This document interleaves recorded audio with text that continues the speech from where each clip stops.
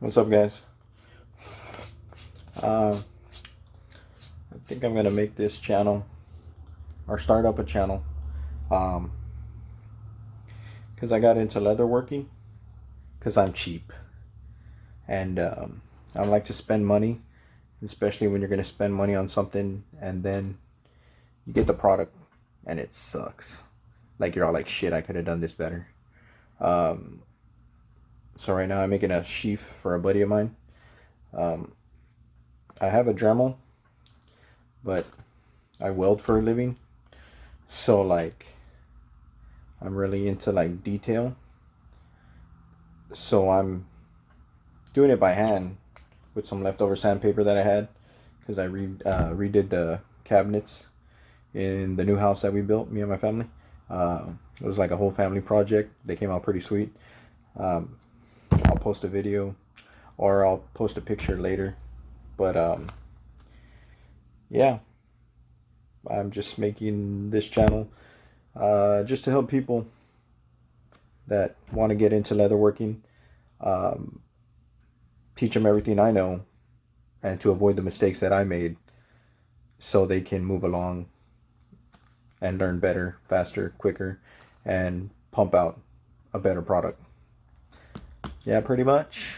Um, so I'm just sanding this. I'll get back to it and I'll come back and show you what it looks like.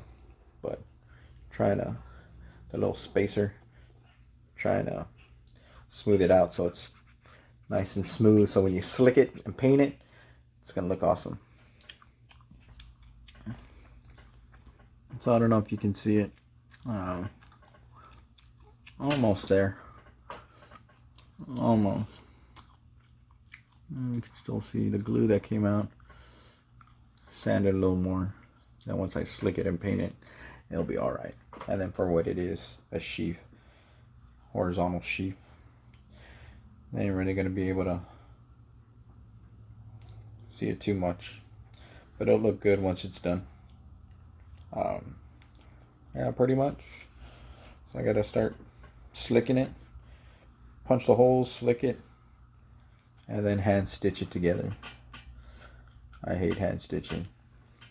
It looks nice, but I'm just too cheap to buy a machine, even the one for $100 that everybody talks about on Amazon. Goes back to me buying something and it not working like they say it should. You got to modify it, do all this other stuff.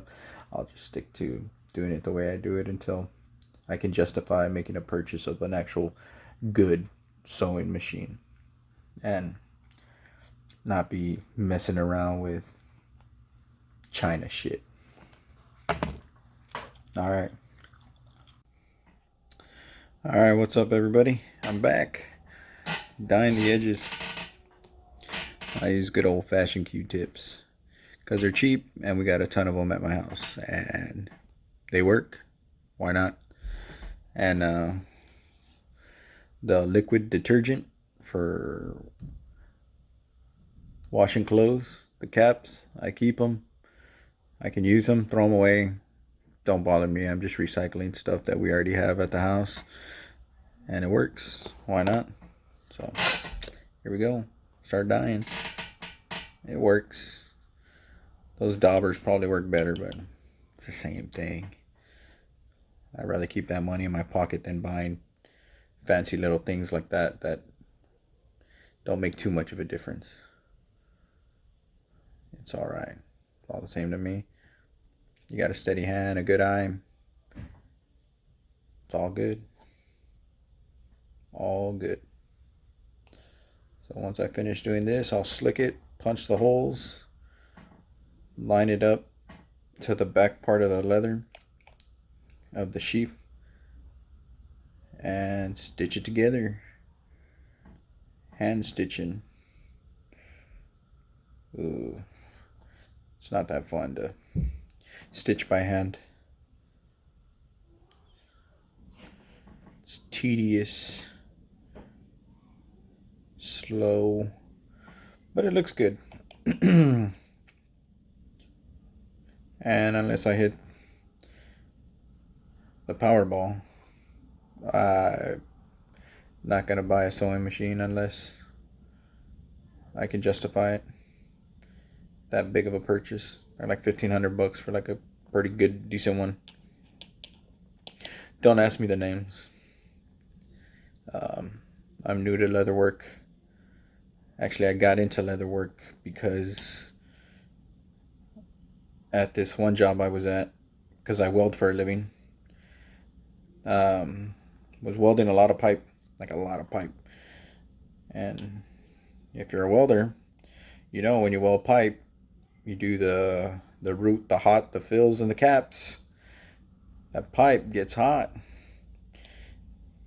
And I was welding it up with flux core. So that shit gets hot. And you can weld fast. So I was gonna buy a sissy pad, is what they call it. And started checking online, getting prices, and $150 was the cheapest one that I could come across online. I couldn't justify that purchase. I just didn't think it was something I needed. Don't get me wrong, I do spend money on my tools. But a sissy pad, I could make one probably better and a fraction of the price. Well, long story short, bought me a piece of saddle skirt. Well, not a piece, it was the whole hide. Got it on sale from Iron&Leather when I went up to San Antonio. Made myself one. My buddy saw it. They wanted one. So on and so forth. Now I'm doing other stuff. And it's nice. It's fun. It's just like welding. You get what you put in. You want to be good, you'll be good. If you suck, it's because you suck and you don't want to put the time underneath the hood. Just like leatherwork. You want something to come out good, nice, you'll take the time, you'll do it. You'll make sure it'll come out right. If it doesn't, you'll redo it. But if you care about your name, your reputation, I do. I like doing stuff right. Do it right the first time. But pretty much that's how I got started into this stuff. I'm gonna pause the video for a bit, finish this up. Maybe when I start punching the holes, I'll come back and show you. That's how my videos are gonna be, just like touching base real quick with stuff that I think is kind of important. Like if you're trying to get into leatherwork and you don't want to spend a lot of money, you don't know if you're gonna like it. Little tricks that I've learned to save money so I can sell some products and reinvest that. Don't get me wrong, I do decent work, not the best, nowhere close, but my stuff looks nice. And I've seen some leather work that looks real ugly, but it's all in the detail. If you take your time, do it right, care about your product, it'll come out good. Just like welding, you take your time, do it right, you know, take a little 10-15 minute break right before you throw that cap, you know, do a couple dry runs, make it look slick, nice. It's gonna look awesome and people are gonna know that. So that's kind of the mentality that I take with everything I do. Take your time, do it right the first time, because if you have to come and rework something, yeah, you're wasting time and money, you know, and you're getting frustrated about having to do it again, cussing yourself out. getting mad. So take your time, do it right, and it'll come out good. Yep. And there's ways to cut corners. It's alright. No big deal. Ain't nobody gonna know how you painted it, but looks alright. Once I slick it, it'll look okay. Not too bad. Not the best, but it ain't the worst. I'll hit you guys up in a bit. Well, I already painted the edges. I'm just gonna let them dry overnight. It's kind of late anyways. I'll slick them tomorrow and punch the holes and start stitching tomorrow. Oh yeah, wear gloves. Get a little bit of dye, black dye, but it's all right.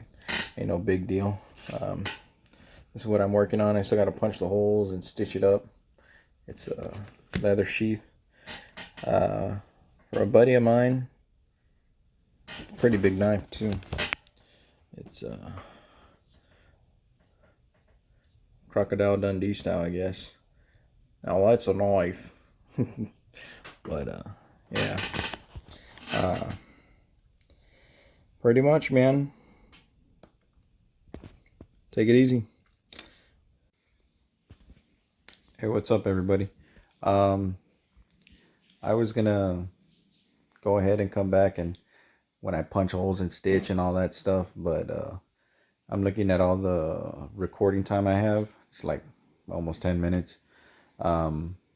Just stay tuned for part 2, because if I just keep going and I keep talking the way I do, this thing could end up being like 20 hours long. So just stay tuned for part 2. For more little sneaky tricks and all that kind of stuff, ways to save money and just try to improve your leather working and everything. Thanks for tuning in. See y'all later.